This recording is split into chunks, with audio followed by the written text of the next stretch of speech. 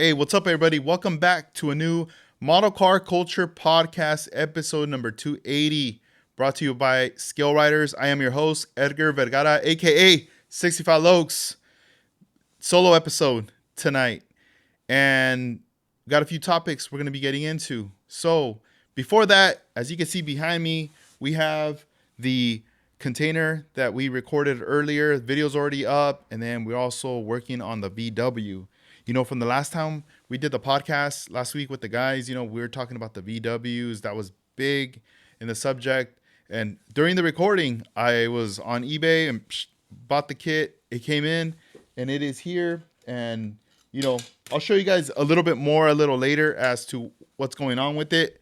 Obviously, this is the cool part I like about the camera control is that, I can show you guys some of the stuff on the bench as I'm recording this right now. Unfortunately, for those that are just listening to the audio, the link will be in the description. So just click that and you'll be able to see visually kind of what's going on. So as you guys can see, we're here in the Scale Riders HQ.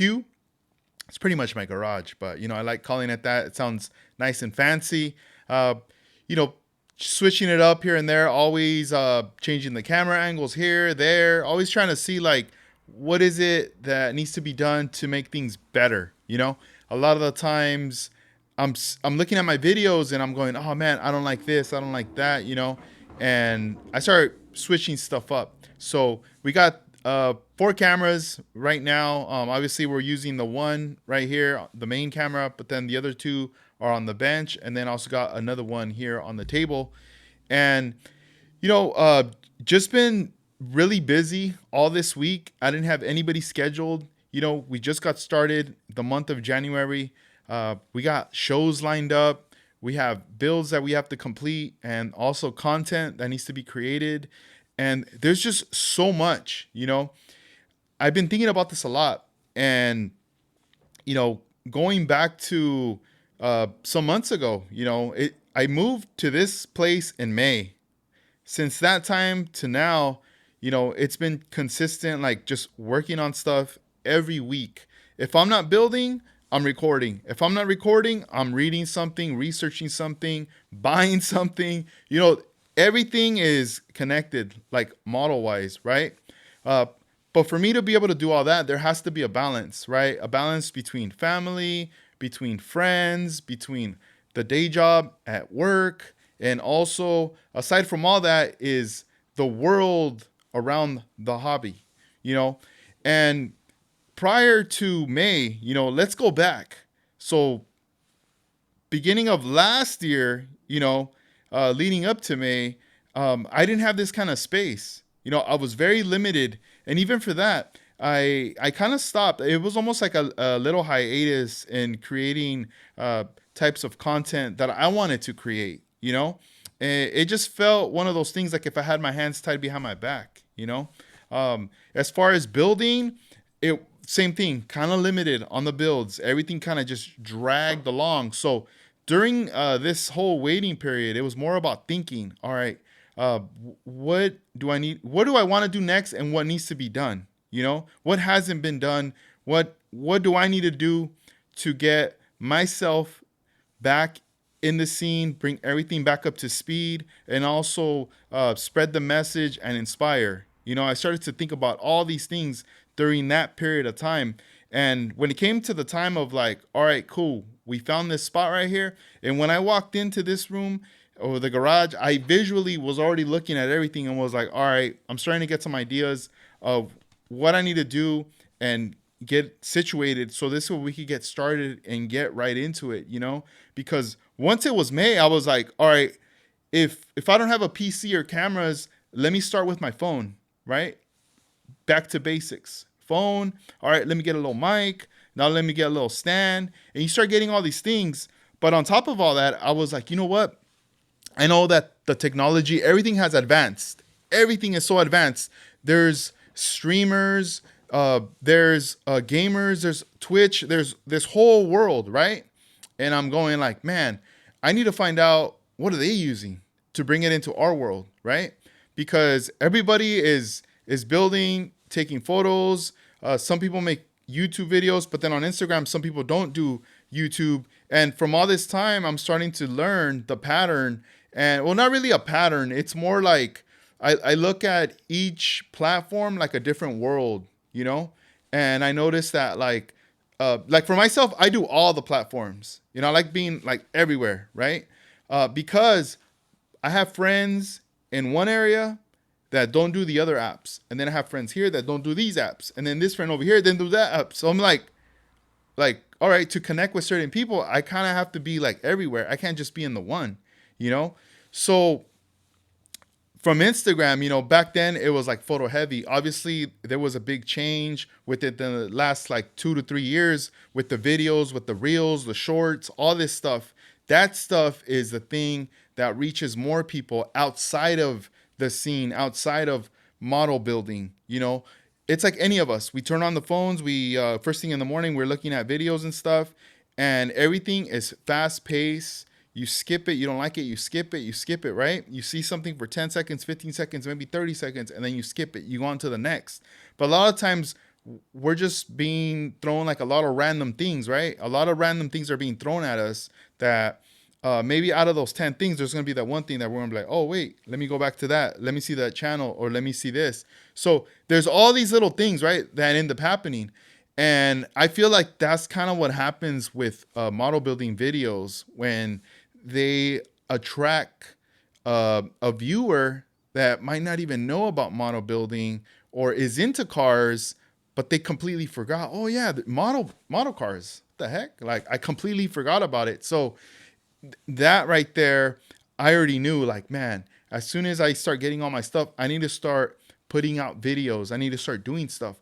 But then I started to discover more hurdles and just more things of like, okay, I need to have more of a balance, more of a discipline, more of being organized as to how am I gonna record these videos. You know, I still find myself fumbling my words. Sometimes I go too fast, too slow. So it's about learning all that like control with words and everything, and also supporting and watching other videos. You know, getting inspired like by what other people are creating. You're like, oh man, that's so dope. You know, like that right there, they're contributing to the hobby. I'm like, what can I do to contribute myself as well? But real quick, let's see. I know I mentioned the topics, and I feel like I'm just jumping into them without even mentioning them. So, you know, the first one I'm going to get into right now in a little bit is what's on my bench. So we're going to talk about this a little bit right now. So that's going to be the first topic. Second one is like what's coming up in the hobby, meaning like upcoming events and so forth. And topic number three is going to be thoughts on the future of model car culture. All right. So just to kind of wrap up the other part about, you know, contributing and all this stuff. So as of lately, I've just been busy, you know, constantly recording and thinking, okay, what's the next step? What's the next thing I need to record? And I'm trying to somewhat kind of, I don't know if it's sync or like link one thing to the next with these recordings, because that's kind of how it's going to go. This month right here, I am, you know, it's 2026, right? So this is like my way of getting in that position of the balance, like in a calendar, right? When February starts, I would say maybe like the first couple of weeks, I won't be as aggressive or as busy putting out the content just because I got some other responsibilities that I got to handle within those 2 weeks. But once that is over, oh, and it has nothing to do with football either, right? So after those 2 weeks, bam, I'll be back like doing my thing, right? But in the meantime, I'll try to do what I can do. So, all right, let's go ahead and jump into what's on the bench. So currently, right now, let me grab the box art right here. Look at this. We got the tape. It's all stuck on here. Let's get this out. All right, cool. So check it out. We got the Tamiya kit right here. This is a 1966 Volkswagen Beetle right here. Beautiful kit. This is the one that I ordered on eBay. You know, I was on eBay and I was like, man, I gotta get the kit. You know, we keep talking about it. Armando keeps asking me, hey, did you get your kit? Have you started on your bug? And I'm like, yeah, I'm gonna get it later. Yeah, I'm gonna get it later. I keep saying that, and I'm not like coming through. So I'm like, I gotta buy it. You know, we were talking about bugs. I was getting hyped up, so I went ahead and bought it. It had a little like opening, whatever. No big deal. Little dent, whatever. Box art does look pretty dope. And let's see what's in here because I hear a lot of rattling. All right, some of the parts they're still in there. So let's go ahead and I'm gonna show you the other view right here. I just got to move the mic real quick. All right, cool. So we have the VW right here. The mock-up. I mean, all I did was tape the bonnet, the hood, and then also the rear right there. Bam. Cool. So then this is the floor, the bottom part, right? Goes right here. From watching the video with the guys that we did last week, I will mention I did some mods to it as reference as to what we were talking about. Obviously, you look down and you're like, "Oh man, you got two holes. What happened? Why'd you do that?" So under here, this part, was like sticking down. I want this to be completely flat.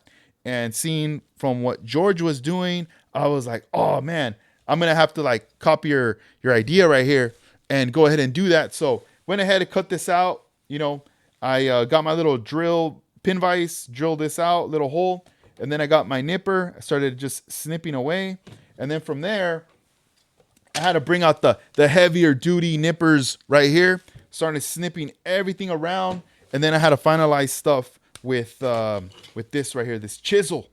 Started squaring it, trying to get it nice and uniformed right here. So that was a lot of fun, and we cleaned it up as much as we could. Next thing we're gonna do is we're gonna get a flat piece of styrene, lay it down, lay this down. Get a pen, outline it, and then mark down like left, right, or left or right, left. Whatever it is, cut that out. We're gonna glue this on each one. Sand it down nice and smooth, and then we're gonna hit it with black, and boom, we got this nice and flat. Also, shout outs to Armando for the little tip right here, cutting these little pieces out. He did talk about that when we went on the live, so make sure you watch that video because there was a lot of information, especially if you're gonna be building a bug. So right here, the clearance, it looks like it's nice and flat right there. I could still lay this down on some sandpaper and just go back and forth, get it more uniform, nice and flat. Next thing I need are the wheels. So that's what I'm waiting on.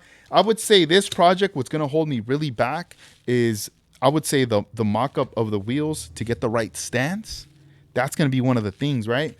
I even was thinking about, man, what if I cut this thing up? I started thinking about that a lot. I was fantasizing about it. I was like, all right, what if I did like a chopped roof on it and I just made it like more slick back.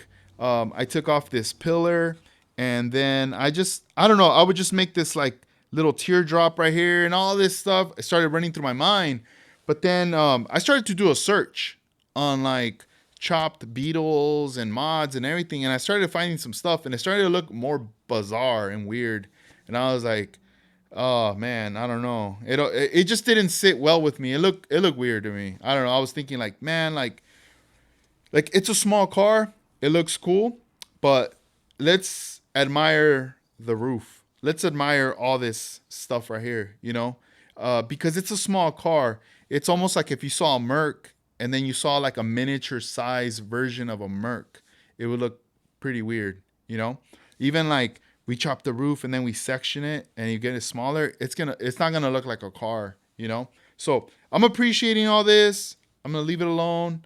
We're gonna go the stance. We're gonna go more the slammed look, right? I am gonna camber the wheel, but not all four. We're gonna camber the proper ones that are supposed to be cambered. So excited about that right there. And I'm learning a lot about these cars too, especially with the things that George said, Armando said. Highly recommend going back to that episode. Even Dennis too, some of the things he chimed in on with this bug. So really exciting stuff. So this is the one currently right now.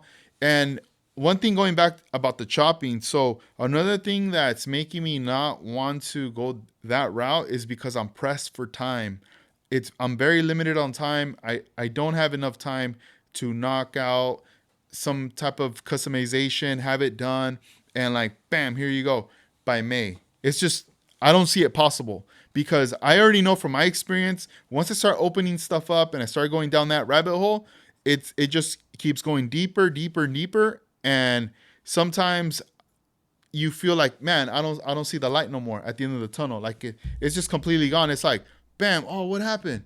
And oh, here we go. We want the light. So for this one here, if anything, I think my challenge is just gonna be like staring at the body and seeing what little minor things I want to keep and take off. I don't want to completely.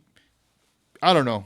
I Who knows? Maybe I'll do it, but maybe not. I really want to keep it clean, true to what it is, and just give it like a nice paint job. What I'm visualizing is white base, white pearl, and then also some candy with some more pearl in there.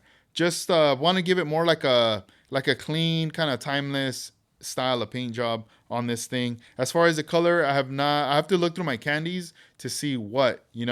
But I do want to do something like that because, for example, like this car right here, it's a combination of pearls and candy, and I just love when I'm sitting here and I'm staring at it. I like the way the light highlights the pearls on some of the curves, and I look at these fenders right here, and I'm like, oh wow, I could already see them glowing. Certain parts of the roof because it's curved. I see that glowing the rear. There's little things like that I'm like pretty hyped about. That I'm like, all right, cool. So the next thing I'm gonna show you here on my bench, what's on here. We built this one earlier today. All right, it's this little bad boy right here. This is the Fujimi container right here. Let's bust this out. Let me bring it out over here. So, bam. I keep showing you guys this over and over and over all day. Just been showing this so much. I almost feel like I work for Fujimi and I don't. But we do have it on our website though. So I'll let you know about that. We got them in pink and green. So I did check with my distributor if they got any more. They're sold out of them. So whatever I have, that's it. They will be getting more in the future. But from what I saw in the dates, it said all the way to like November. And I was like, man, that's a long time, right? So anyway, I busted out the pink. I did a video earlier. If you have not seen it, it's on our YouTube channel. And we decided to, do the pink because we flipped the cap. I didn't have a coin on me, so we had to flip a cap. And it landed on pink, so we did this one. And cool thing is, these doors open, they close, and you could change this panel. You could put a clear one on here, and also you could fit your model cars in here. So, I mean, obviously this little bug's gonna fit in here, but you could also fit 125th, 124 scale, like any other type of models will fit in there. So this is a really cool little thing right here that we have. There we go. So that goes right in there. That's pretty nice. And let's see. So I think that kind of wraps up as far as like what's currently on the bench. I've been doing just so many videos, been reading a lot of articles, collecting magazines, collecting like all these different, I don't know if I should call them artifacts now. I mean, when is something considered an artifact? After how many years? If you guys know, man, there's something flying right here. Let me know in the comments. Let me know in the comments what you guys think. I've been really embracing the hobby more than ever. I look back as to when I was a kid and building models, and as a kid, I would have never thought that in the future, being 42 years old, by that age, I'd be sitting here recording a podcast, talking to you guys, meeting, chopping it up with all the friends that I've met online, here in the US and overseas and all over the place. I never would have thought of that. In my mind, I was just focused on what was going on right there, building the model, and that was it. Just having a lot of fun with my friends, being able to construct a car that you painted. Like I was saying earlier in other recordings, is that was the closest thing of a parent or an adult being like, oh yeah, here's a spray can, go ahead and paint. I think of like my daughter. She's 5 years old and she's growing up, and it's like one day I'm gonna be like, hey, let's build a model car, and here's a spray can. You gotta shake it. You gotta, when you push down, you go side to side. Because when else is she gonna do anything like that? All right, let me introduce you to an airbrush now. So double action, pull it down, pull it back. Let's pour some paint. All these little things, right? So the same. We got little cousins, little nephews, same kind of deal. They're little, but when they grow up, we're gonna end up working on stuff. So whenever they come over here, they're gonna know, like, all right, cool, we got a project, something kind of going on, right?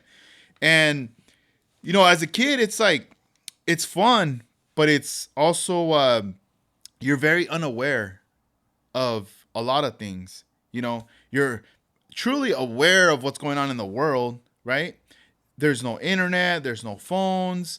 Whatever you watch on TV, you watch it for a little bit and that's it. I mean, you're not really glued to the TV. The TVs were around, but it wasn't like, oh, like I wanted to be in the house for a little bit and I was out. I wanted to be outside. I wanted to be with my friends and stuff, doing stuff, riding my bikes, building models. And, as time goes on, you realize, all right, there's only a certain level of builds that I can do. And that's kind of it, right? Uh, Others that I've met, they've stuck through it all the way. And some took breaks, they're back. Everyone has a different story. And that's, to me, what I find very fascinating about that. Everybody has their own story. And it's not until we do these interviews where we know, all right, tell me your story. I want to hear out your story. So there's all these different stories, and once we're introduced and we listen to these stories, now it's like, okay, we're going to start paying attention to you to see what else you add to your story, you know? And we see that a lot with a lot of model builders. We see where they take their story. Some continue, some close a chapter, they move on to other hobbies, and years later they come back. There's all these like different things, and there's also different people that come into it. They embrace it, they inspire, they do something phenomenal, they kill it, they blow minds, and then they kind of move on into something else. It's almost like they're what they came in to do, they fulfilled it. And now for them, it's like, all right, I got to do something else. People go through different paths and different stories.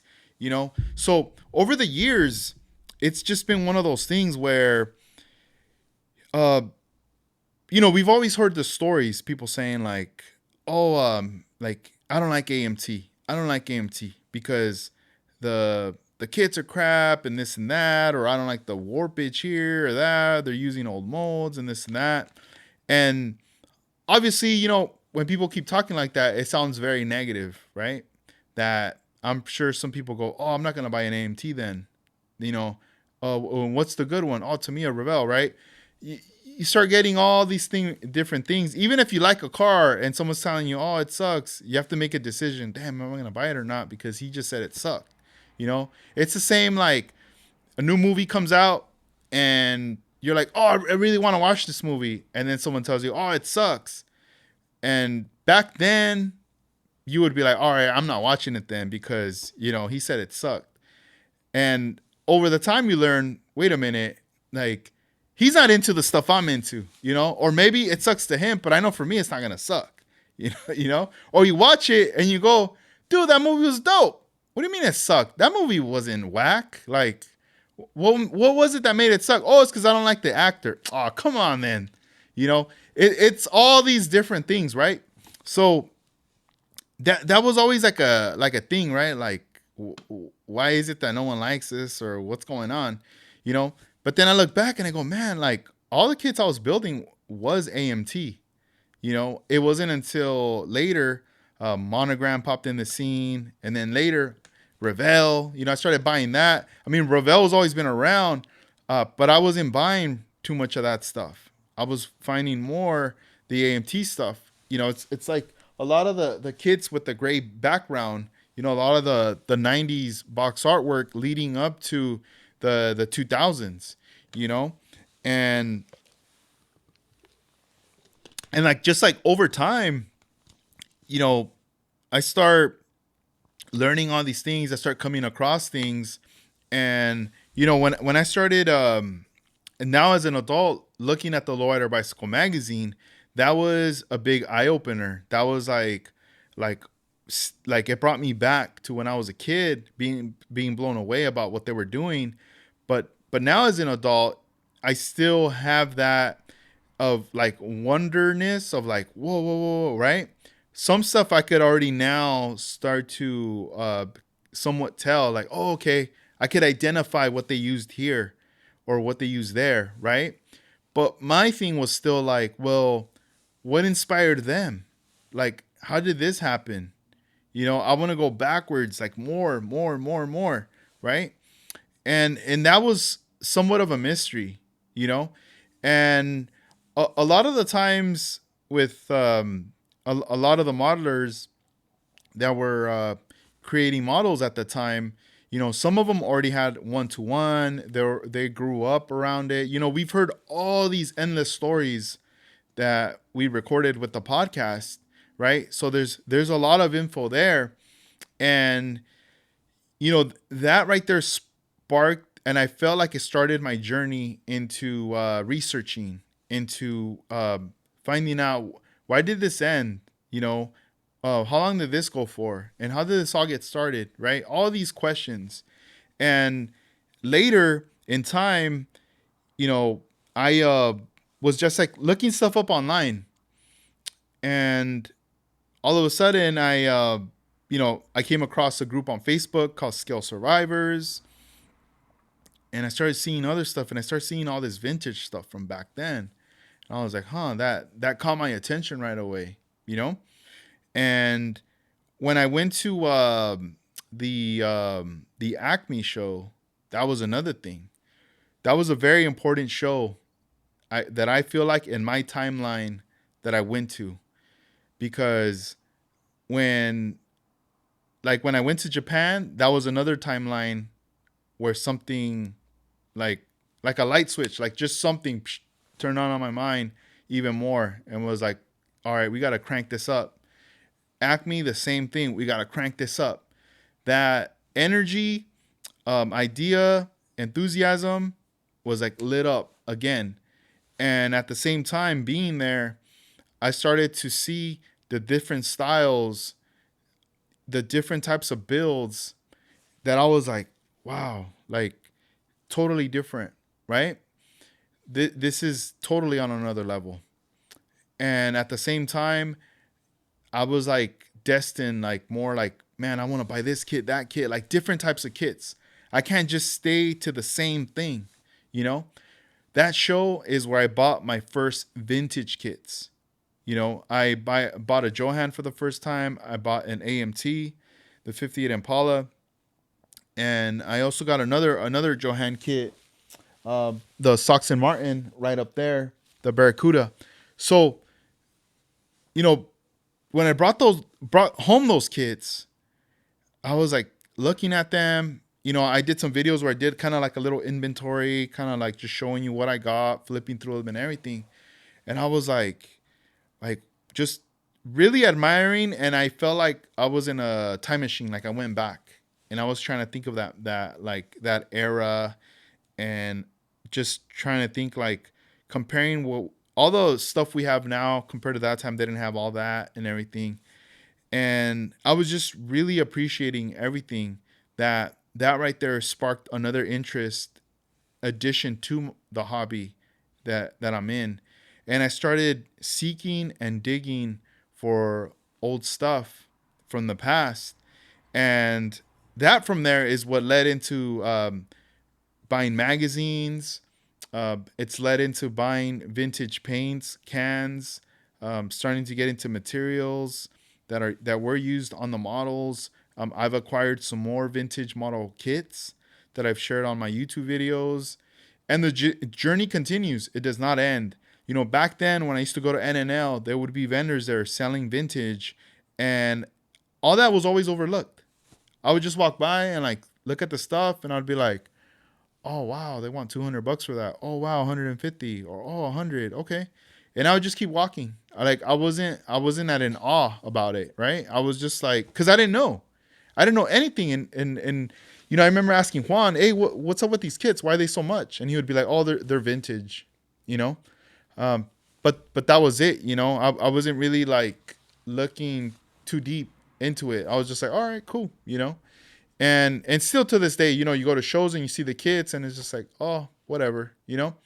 But that's changed now. Now I feel like it's almost like if I go to a show, the first thing I'm gonna be doing is looking for vintage now when I go to a show.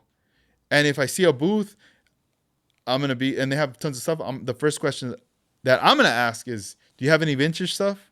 Oh yeah, it's right over here. Boom, let's go check it out. Right? I know they're gonna have a kid that's gonna probably be $100 and more. And if it's something I really want, I'm gonna be like, can we open it up and see what's inside? I want to see why is it valued at this much, and if it's complete or what's up. I don't know. Let's look. And even if it's partial in parts, I mean, still like there might be some cool stuff in there, some extra parts or whatever. And so yeah, just kind of digging around, looking at the old stuff, coming across stuff from the '60s. I'm like, wow, blown away, because I'm going like, okay, this is motorcar culture from '60s. There's obviously motorcar culture in the '70s, '80s, '90s. I'm from that era of like the mid '90s, from when I was in junior high getting into it, and then I stopped in the 2000s, but that motorcar culture era in the 2000s is still there, right? It went on, and now we're in 2026, which is it's like the middle of the 2020s. And I'm just like, wow. Like the more I'm like going backwards and forwards, I'm like, okay, there's a lot of stuff that happened beforehand, but before I jump into, you know, 80s, 70s, let me go back to the 60s and let me move my way up. That's kind of where I'm at right now with this journey. I get the feeling that there's going to be things I'm going to come across that I think a lot of people know, or some people know, but they might assume, oh, well, everybody knows that stuff. But I just don't talk about it, or nobody's asked me, you know. And I'm like, man, if you're listening to this, and if you know something about those eras, please hit me up. Let me know.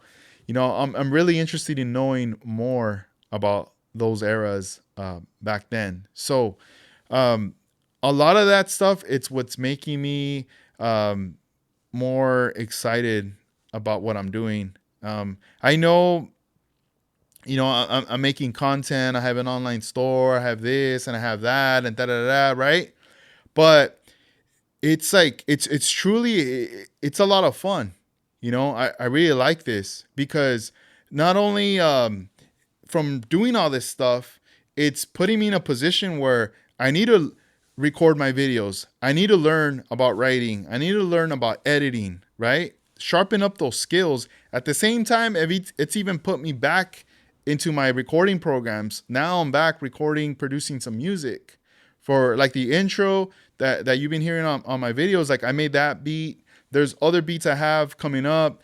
And it's like, I have a purpose for the music part, because when I was making music, my goal was to get vinyl pressed and to be featured on this label or this compilation or a remix here or there, or play shows with this person. And during that time, I got to do that stuff and I got my fulfillment for that stuff. And once time passed, I got to a point where I was like, well, I like making music. I love music. I still buy records. But as far as what I'm doing, it's like, what am I doing it for? Like, am I trying to make a record to sell it? Or am I making a record for my friend or for myself? Like, what am I doing? Because it does take a lot of time, you know?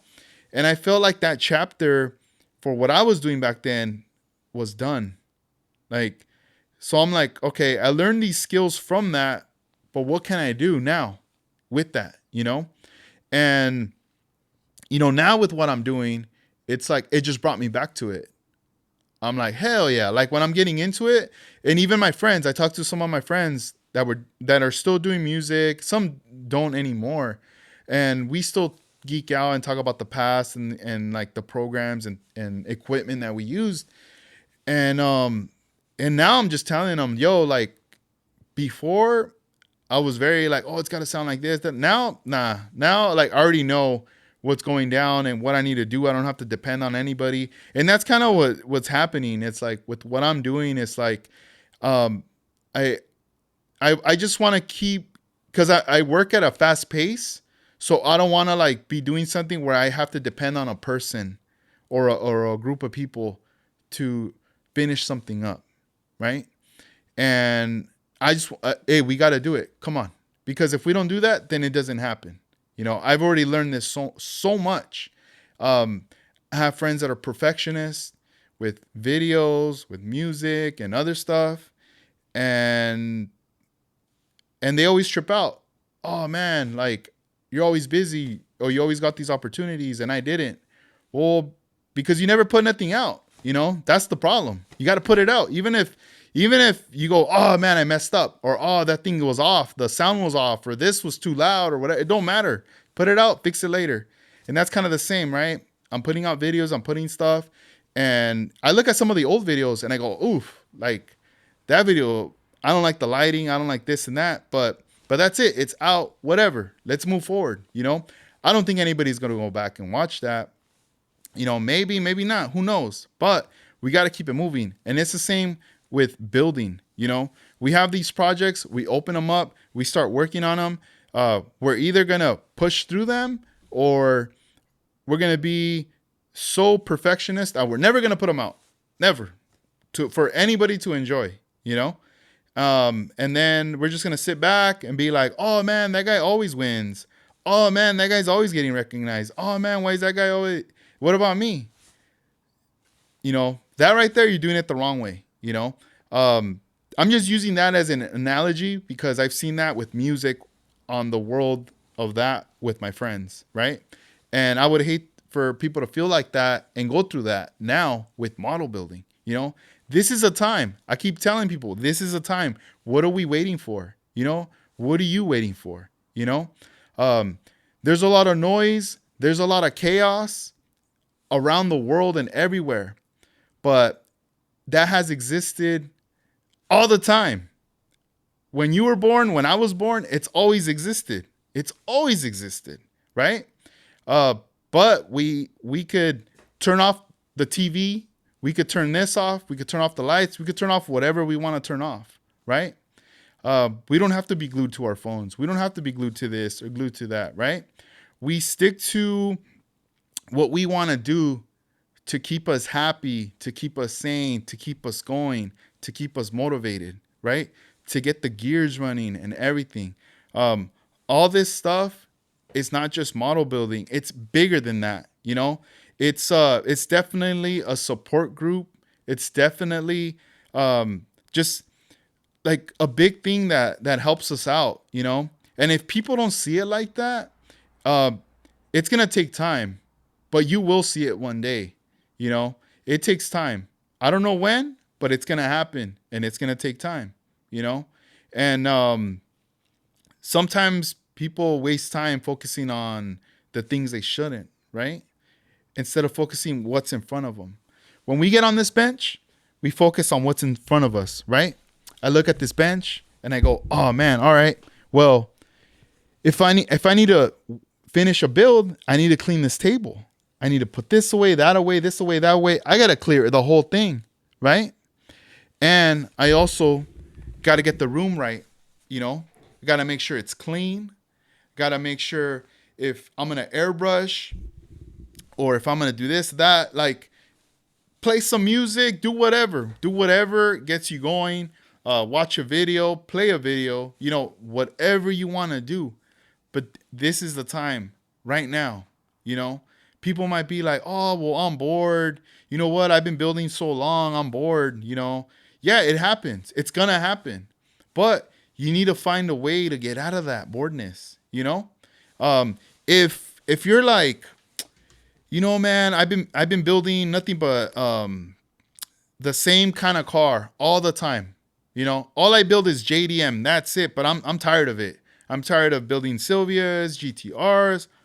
Okay, what do you want to build next? Oh, well, I don't know. Well, challenge yourself. Have you ever built a custom? Have you ever chopped the roof? Have you ever just cut up a model and try to like Frankenstein and put it back together? No, no, no. Try to do it. Challenge yourself. You know, Step out of that realm, get into this realm. Like you really gotta do something different. Um, have you ever do you clear coat your cars or do you have someone else do it? You know, Ask yourself that. No, well, my homies do it, but they're busy. Well, hey, bro, it's time for you to step it up and start doing it. What are you scared of? Because you spend hours working on the model, and then once it's time, it's like practicing all year long, and then it's time for you to bat in front of the stage, thousands of people. Are you not gonna bat, or are you gonna tell your friend, "Hey, go here. Here's the bat. Go knock the ball out for me, and I'll run." That's not how it's gonna happen. You got to step it up. You got to do it. You know, and um, it's just one of those things. We need that push. We need that push. Like, come on, dude, do it. Go for it. Go for it. What are you waiting for? What are you waiting for? You know? Um, oh man, see this tool right here? Yeah, dude. Right now it's hot. It's worth $500, dude. But I'm gonna hold on to it because maybe in a year or two, it's gonna be worth $700, dude, for sure. And you're like, why are you gonna wait? Sell it now and get rid of it. Like, if you need the money, get rid of it. No, no, but I'm gonna wait. I'm gonna tell you right now, bro. In 2 years, I don't think this thing's gonna be $7 bills, bro. This thing's gonna be probably worth $1 or whatever, free. So you gotta strike while the iron is hot. You gotta do it up. If you're bored or whatever, you gotta break the routine. You gotta go do something. But like I said, you gotta build. You gotta do something different. Um, okay, let's say you don't want to build. You don't want to do nothing. But you're looking at what's going on. You're peeping Instagram, YouTube, and everywhere. You're even though you're not doing nothing, but you're still connected to the scene. All right, cool. Well, if viewing your friends' stuff or people you don't know and that doesn't entertain you, like that doesn't get you going, um, you have to engage. You have to like be like, all right, well, I'm benched right now. Let me help out my homies. Let me help out the other people. Let me like raise them up. Let me motivate them, or let me like share their stuff, or be like, come on, dude, like, oh, that's dope, or how'd you do that? Ask questions, engage, like do something like that. And little by little, there's gonna be a homie that's gonna be like, hey, what are you doing? Why don't you get in on this group build with us? Or hey, what happened to this one build? Why don't you bring it back? All these things are gonna lead back into like, you getting your mojo back and everything back in the scene. If I don't know, I almost feel like, man, if you're really burned out and you're really like not gonna do nothing, then I'd say don't even look at anything. Sign out of your Instagram, like don't even look on YouTube. Don't look at nothing. Don't look at nothing for like a month. Clear your mind. Don't even text your homies that are model builders. Nobody, for real. Go that extreme. Disappear for a month and clear your mind and don't even turn on the lights. Don't look at nothing. And then later be like, all right, you're going to notice something's missing. And then you're going to come back and you're going to be like, all right, I needed a reset, that right there is a trick and a tip that a lot of people that make music do. Whenever you want to create original music, you stop listening to music. You drive with no music in the car. You don't listen to nothing, right? You don't go to shows. You don't go nowhere. You're just like, whatever. Like, I don't want to know what's going on. I don't want to know what's hot. I don't even want to hear a rhythm. I don't want to hear the like drums, bass lines. I don't want to hear nothing. I got to clear my mind. If I'm gonna come back into this and produce something original, I got to clear my mind. That way no one's like, oh, you copied that dude, or oh, you're sounding like so and so. You know? That right there is like the one thing producers don't want to hear. They don't want to hear someone telling them like, because it's not a compliment. That's like biting pretty much. So for um, model building, I'm pretty sure you could do the same. It's like, well, if I'm not in the game right now, then you might have to step out completely out of the game, and then come back, and hopefully that helps. So let's see. All right, all right. Let's jump into the next segment because I could keep going on for hours and hours, but we got to keep it going. So, all right, real quick, let me pull up the flyer because we got a big show coming up out here in California in my area. This is Left Coast Scale Classic 2026, April 25th, 2026, Ventura County Fairgrounds, 9 a.m. to 3 p.m. Model car display and hobby swap meet. Admission is $25. Please look up the website, leftcoastscaleclassic.com. The theme is mini trucks. So we got this show coming up right here. This is going to be a fun one, exciting one. Make your plans now. Come out, support. You know, we're expecting friends from out of town and also local homies are going to be here. I know they're going to be getting together the night before as well. On their Instagram, make sure you check out at Left Coast Scale Classic and give them a follow. They do have information also for the hotel as well. That's there in Ventura. So that's the show that is coming up in April right there. So that should be a fun one. I highly recommend that. And as you know, as we're getting closer, you know, we're already in the middle of January. We're going to be wrapping up this month. We're going to keep helping out, promoting that more. Let's see. As far as other upcoming items that are coming up, you know, we just did a bunch of kits that we received. That was like the first shipment of kits that we got in for the year for scalewriters.com. I would say right now the hot item are going to be these containers. Going to be shipping out a bunch of them tomorrow. I don't have many left in the pink and in the green. So right now this for my store has been a hot item right here. Another thing too, we just got in splash paints. We have splash paints available on our web store as well. We're going to be extending the paint line, you know, in the coming months as well. Another thing that we also got in are the Tamiya lacquer spray cans. So that's another thing that we have in and that I'm very excited about. So, you know, looking at my store, you know, and looking back at like 5 years, I was like, all right, I learned a lot of things within those 5 years. Good things and bad things, right? Making good decisions, bad decisions, things that I'm like, all right, I'm not doing this again. We're not carrying this product again. We're not doing this kind of sell again. Like all these little things, right? Because you have to go through these paths. You have to make mistakes in order to learn and get better, right?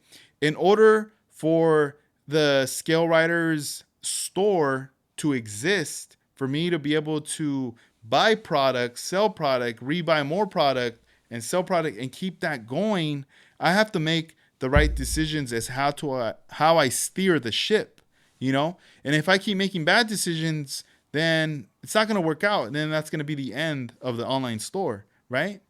And, you know, as much as I get busy doing videos, working on models and everything, I still have time to be doing all this. This is all part of my ecosystem, right? With what I'm doing.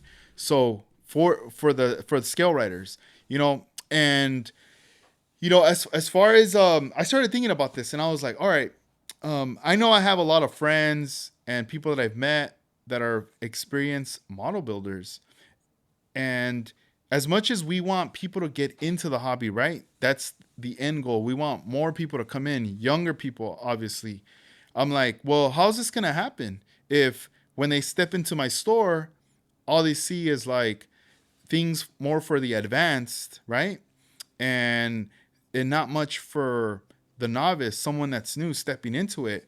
Let's say somebody that knows what's up recommends their friend, maybe a coworker or a relative, like, hey, if you ever want to get into model building, check out this website. You know, they have what you need or whatever, or you don't even really need much to start with, you know? So I was like looking at my holes and being like, oh man, I don't have this, I don't have that. What's going on? So I had to make all these like changes, but now, starting this year, the one thing, a main focus I have is obviously promoting getting people into the hobby. So in this year, you will be seeing my online store uh, pretty much carrying the necessity or the basic tools, which is hobby knife, nippers, tweezers, a file set, and cutting mat. And also, well, glue's separate. Let's just say those are the main ones you need for construction, right? As far as the other department, that would be like adhesives and like paints, then that would land obviously the glue is going to be one. There's also going to be primer and paint and clear. You know, those would also be the basics. So everything else is going to be extra, meaning like for the details, right? That's just like detail up. The photo etch, it's there, but it's not necessary. Bare metal foil, it's there, but it's not necessary. You know, it's all these things for someone that's new stepping into it. You don't want to intimidate and scare someone from not wanting to build again. So I do plan on getting more snap kits into the store, uh, 124 and also the 132 scale, and any other scales that I can get my hands on that are going to be snap on. So I do want to open up that door for that.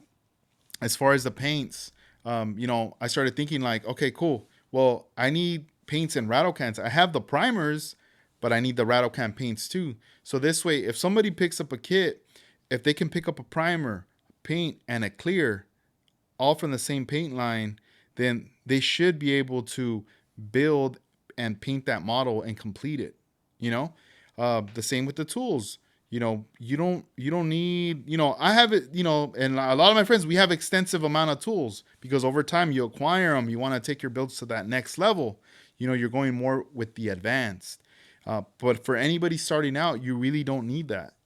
So those are like some changes that are going to be happening there with the online store as far as like things that I'm going to be carrying looking forward. So stay tuned to that for sure.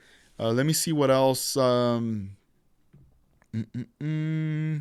right. So part of that of what's coming up in the hobby, I mean, as far as like builds, I mean, I am seeing people on my feed uh, building the mini trucks, also the VW bugs. I'm seeing a lot of that right now.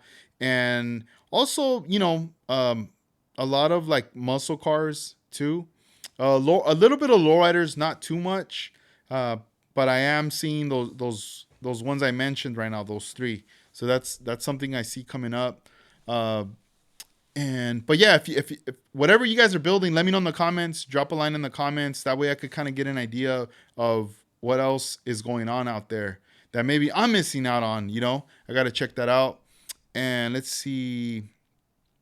Um, all right, the last segment was thoughts on the future of model car culture. I feel like model car culture is thriving. It's going to continue moving forward. We're in full speed right now. This is our golden era of this 2020 era for us. We're in 2026. Like back then, when you think about the golden era of the 60s, it's like the pioneers in the early 60s and then like to the mid to 70s. I mean, this was now those guys were on another level, right? The same with the 70s and the 80s. Every era has its moment, right, where it peaks. And I feel like right now it's redlining. We're peaking really high. We're holding it down for everybody that held it down back in the day. For everybody, if you're building a model right now, you're holding the torch for everybody that built a model back in the day. Think about that right there. You know, um, the the scene is gonna continue going. It's not gonna go nowhere. I know I'm in my 40s. I'm gonna continue building models. 50s, 60s, 70s, whatever age that I get blessed with to reach, I'm gonna continue building models. And even if I get to a point where I'm not building as much for whatever, I'm still going to collect, buy, and help promote the hobby. That for sure is always gonna happen, right there. Um, there's been even like model kits that I've been looking on online to want to purchase that were from people that build back in the day, scale survivor models. And there's some that I want to buy and I just want to keep them the way they are, the way they were built. It's almost like I want to become like the next caretaker of this build, you know, and just enjoy it along with this other stuff that I have here instead of it being in a box or in the trash or just somewhere where it's not appreciated, you know? There's all these little things that I've purchased that I've been showing you guys in videos that it's all here. It's here. It's behind me. It's chilling. Let me get out of the way. You see some of that stuff back there? That's the stuff I'm looking at all the time. I have the model kits over here too. That's all stuff that gets the gears going, the excitement, all this stuff, and it's just really fun, you know. I hope that you guys um, find some enjoyment, inspiration as to what's going on in the model scene right now, from podcasts to videos to people posting their builds, tutorials everywhere.